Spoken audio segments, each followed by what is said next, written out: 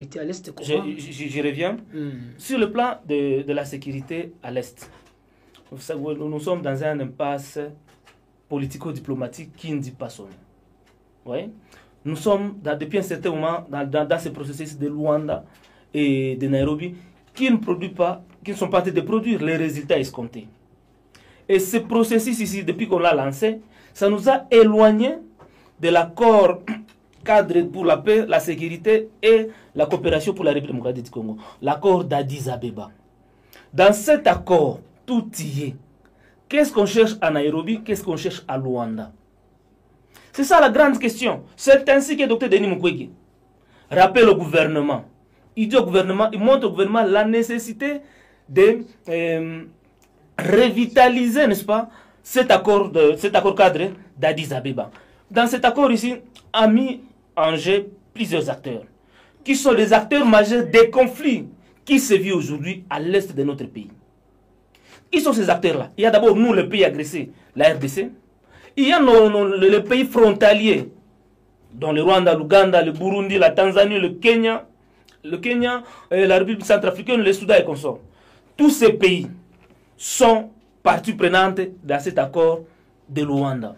Il y a également la communauté internationale, dont les États-Unis, la France, la Belgique, l'Allemagne, l'Union européenne, la Banque africaine de développement, l'unité africaine, sont signataires, l'Afrique du Sud, le SADC aussi, sont signataires de cet accord. Et ce sont les acteurs majeurs de ces conflits. Et c'est cela qu'il faut, c'est un regret que je manifeste. Le gouvernement congolais met à côté la dimension internationale de cette question de sécurité dans notre pays. Quand on voit le Rwanda, pour nous, le Rwanda c'est juste un proxy téléguidé par la communauté internationale pour nous agresser. Pourquoi? Parce qu'à l'interne ici, on n'est pas sérieux. Il faut qu'on fasse tout pour être sérieux, afin que les choses puissent se décanter. Nous revenons dans le cadre de l'accord cadre d'Addis Abeba. Plusieurs parties, donc je vais parler des 3 parties qui sont prenantes dans cet accord ici. Chaque partie avait pris des engagements. Et ces engagements-là, si c'est respecté, on peut recouvrer la paix en une seule journée. Et vous estimez que ces accords ne sont pas, ces engagements ne sont pas respectés? Ces engagements ne sont pas respectés dans toutes les parties. Dans toutes les parties. La RDC ne respecte pas les engagements qui sont les siens. La communauté internationale ne respecte pas. Et les pays frontaliers. Que dit les engagements? Quels sont les engagements pour la RDC? La RDC a pris l'engagement, n'est-ce pas, de travailler sur les réformes de l'armée. Vous voyez? L'armée et la police. Ça doit être réformé. Et quand vous lisez le plan de paix de Mukwege, il a donné toutes les stratégies possibles pour réformer l'armée congolaise.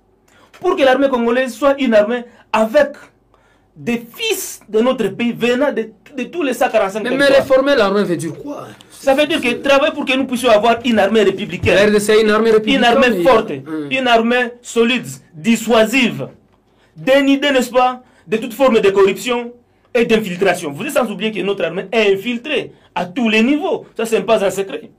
Vous êtes ignoré que dans notre armée souffre aujourd'hui. C'est d'ailleurs un mode de vie dans toutes les institutions. De la corruption. Les soldats, les soldes, ça laisse à désirer. Un soldat qui vous envoie, en guerre, mais il a laissé des soucis à la maison. Il est corruptible.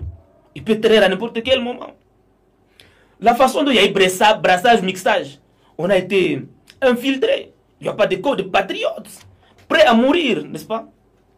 Ce sont des accords qui nous ont conduits donc à ce genre de mixage. Ce n'est pas l'accord. Ce n'était pas venu de la volonté des autorités. Ce n'est pas l'accord d'Addis Abeba. L'accord d'Addis Abeba, comme l'a dit Dr Denis Mukwege, c'est le meilleur accord qui nous amène vers la paix, le développement.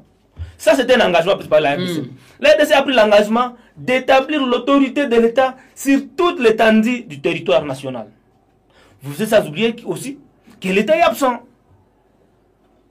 Quand Nanga avance, il arrive dans certains territoires pris par Nanga, il arrive sans défense. Il n'y a pas l'armée, il n'y a pas la police. Il n'y a pas longtemps, dans le Congo, dans les Grabandou, dans le Congo, les Mobondo ont tué, ils ont pris tout un village en otage, ils ont mis du feu sur les maisons, ils ont tué la population. Et ces conflits persistent.